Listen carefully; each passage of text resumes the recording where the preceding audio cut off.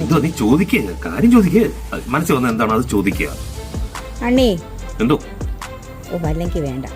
എന്തോ നീ ചോദിക്കുക, കാര്യം ചോദിക്കുക, മനസ്സിൽ വന്ന എന്താണ് അത് ചോദിക്കുക.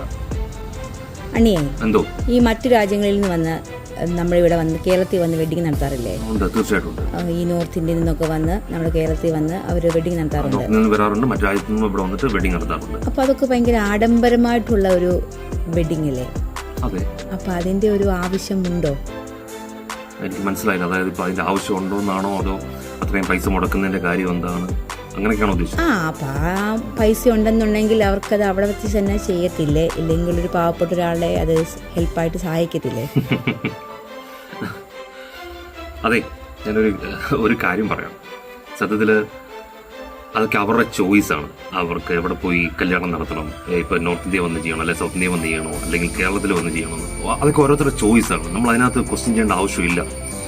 സത്യത്തില് നീ ചോദിച്ച വേറെ കാര്യമാണ്, ഇതൊക്കെ ഒരു പാവപ്പെട്ടവർക്ക് കൊടുക്കത്തില്ല എന്നുള്ളത്. സത്യത്തിൽ ലിറ്ററലി അവര് അത് പാവപ്പെട്ടവർക്ക് തന്നെയാണ് കൊടുക്കുന്നത്. എങ്ങനെയാണെന്ന് മനസ്സിലായോ?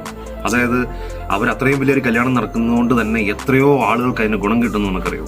കാറ്ററിംഗ് ഫീൽഡിൽ വർക്ക് ചെയ്യുന്ന ലേബേഴ്സ്, ഫോട്ടോഗ്രാഫിയായിട്ട് ബന്ധപ്പെട്ട ആൾക്കാർ, വെഡിങ് ഡെക്കറുമായിട്ട് ബന്ധപ്പെട്ട ആൾക്കാർ, മേക്കപ്പ് ആർട്ടിസ്റ്റുമായിട്ട് ബന്ധപ്പെട്ട ആൾക്കാർ, ലൈറ്റ് ആൻഡ് സൗണ്ടുമായിട്ട് ബന്ധപ്പെട്ട ആൾക്കാർ, ഫ്ലവർ ഷോപ്പ്, ഇങ്ങനെ ഒരുപാട് കാര്യങ്ങളിലുള്ള വർക്ക് ചെയ്യുന്ന ആളുകളിലേക്ക് ആ പൈസ എത്തുന്നില്ലേ?